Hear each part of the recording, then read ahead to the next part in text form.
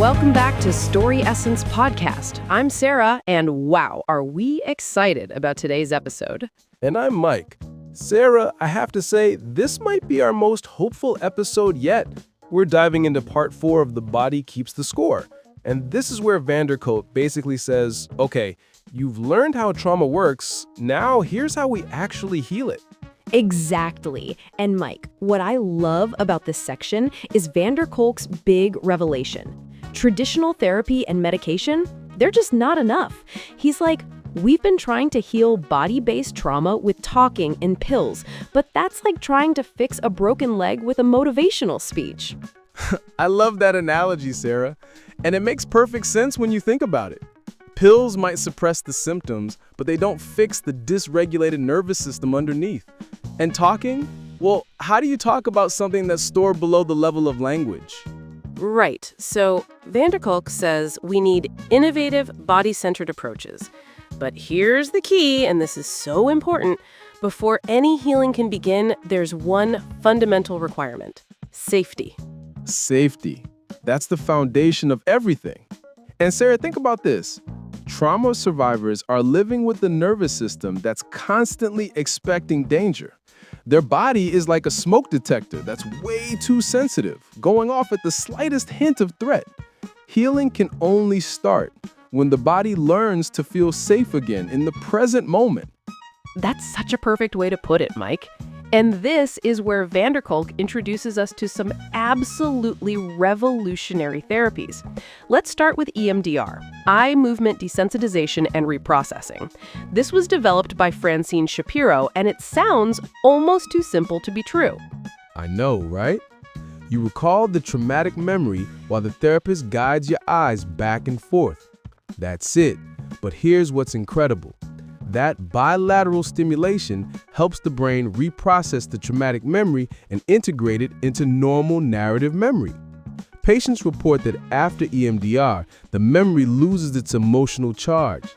It's still there, but it doesn't hijack them anymore. And what I find fascinating is that EMDR completely bypasses rational language. It goes straight to how the brain actually stores trauma. Then there's neurofeedback. Now this is like science fiction becoming reality. Neurofeedback is amazing.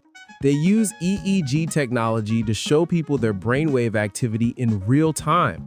Imagine being able to see your own brain activity and learn to regulate it. For trauma survivors, this means quieting that overactive amygdala, that alarm system we talked about, and strengthening the prefrontal cortex, the thinking brain. Vanderkolk's clinic saw dramatic improvements in PTSD, ADHD, and mood disorders with neurofeedback. But Mike, here's something that really resonates with me: yoga and mindfulness. These aren't just trendy wellness practices. They're powerful trauma therapies. Yes, and Sarah Vanderkolk makes this crucial point. Trauma disconnects people from their bodies. Yoga and mindfulness help survivors reclaim body awareness in a safe, structured way. It restores breathing regulation, reduces hyperarousal, and rebuilds that connection between body and mind. And he emphasizes that yoga isn't about stretching. It's about learning to inhabit your body again. Then there are theater and movement therapies, which I think are just brilliant. Trauma often robs people of their voice and sense of agency, right? Exactly. So, theater and movement therapies let survivors embody different roles, experiment with new expressions, and reclaim confidence. Vanderkolk gives examples of children and veterans both benefiting from drama groups, where they could act out emotions in safe, symbolic ways. Group participation helps restore connection, trust, and creativity. Now, here's a therapy that really intrigued me: internal family systems, developed by Richard Schwartz.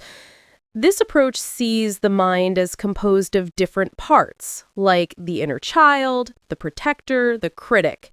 Oh, this is fascinating. Trauma often locks these parts into extreme roles.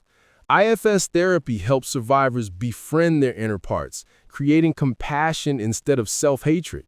Instead of fighting with yourself, you learn to understand and work with these different aspects of who you are. It reduces inner conflict and promotes integration. Then there's body-based psychotherapy.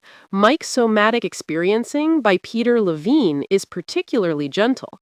It teaches patients to notice physical sensations in small, tolerable doses. This prevents re-traumatization and helps the body gradually release stored survival energy. Instead of reliving the trauma, survivors learn to feel and then regulate sensations step by step. It's like teaching the nervous system that it's safe to feel again, just a little bit at a time. But here's something Kolk emphasizes that I think is so important. None of this healing happens in isolation. Community and connection are essential. Trauma isolates people, but healing requires reconnection. Absolutely. Kolk stresses that human beings are wired for attachment. Without safe relationships, healing stalls. Group therapy, peer support, social engagement, they're as important as individual therapies. We heal in relationship with others.